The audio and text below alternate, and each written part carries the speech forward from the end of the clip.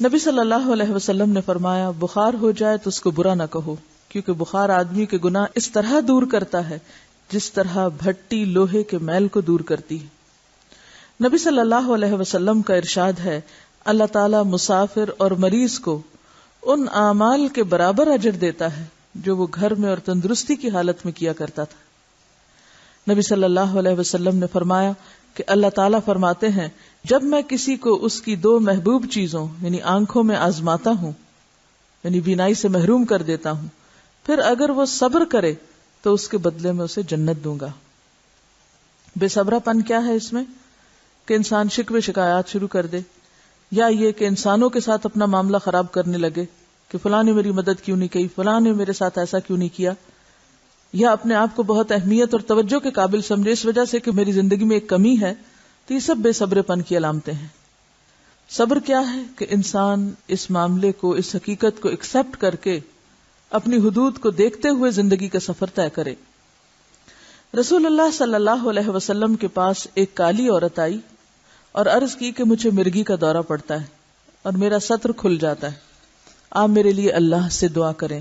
آپ نے فرمایا اگر تو صبر کرے گی تو تیرے لیے جنت ہے، اور اگر چاہے تو دعا کیے دیتا ہوں۔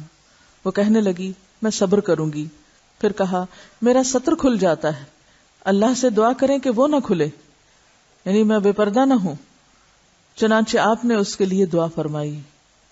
اس کا یہ مطلب نہیں کہ تکلیف آنے پہ دعا نہیں کرنی چاہیے، لیکن مقربین کا صبر کیا ہوتا ہے کہ وہ یہ نہیں کہتے کہ اللہ تکلیف دور کر دے، وہ کیا کہتے ہیں رب انی مسنی الضر وانت ارحم الراحمین، یعنی اپنے لیے اتنا بھی کچھ مانگنا ان کو یوں لگتا ہے کہ جیسے شاید اللہ تعالی سے شکوہ ہو جائے، اس قدر محتاط ہوتے ہیں۔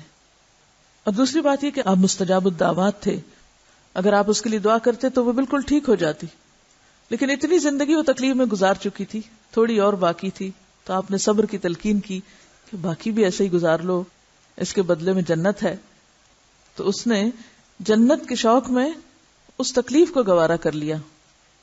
اور آپ کے زمانے میں ایسے واقعات کا ہونا اور آپ کا ایسا طرز عمل اختیار کرنا بعد والوں کے لیے ایک مثال ہے کہ اس زمانے میں چلے آپ تھے، آپ دعا کرتے ایک چیز دور ہو جاتی، لیکن بعد میں کون ایسا ہو جو کسی کے لیے دعا کرے اور وہ تکلیف دور ہو؟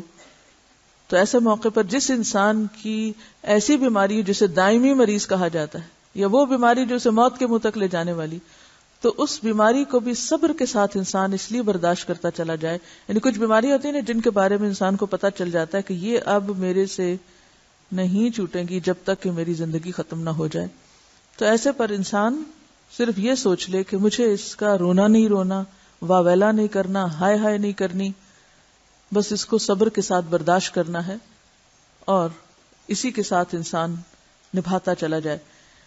ایک اور بات یاد رکھیے کہ ہم جب کسی کی بھی تکلیف دیکھتے ہیں تو فوراً بدگمان ہونے لگتے ہیں کہ کچھ کیا ہوگا نا اس نے، اس لیے پکڑ ہوئی۔ اس وقت بھی یہی سوچیں کہ پتہ نہیں اللہ نے اس کو اس تکلیف کے ذریعے کیا بھلائی دینا۔ تو یہ مثبت سوچ ہے، اور اگر آپ یہ سوچنا شروع کر دیں کہ میں ہی کیوں اور دوسرے کی پکڑ ہو گئی ہے، تو یہ طرز عمل منفی طرز عمل ہے، اور جس سے شر کے سوا کوئی نتیجہ نہیں نکلتا۔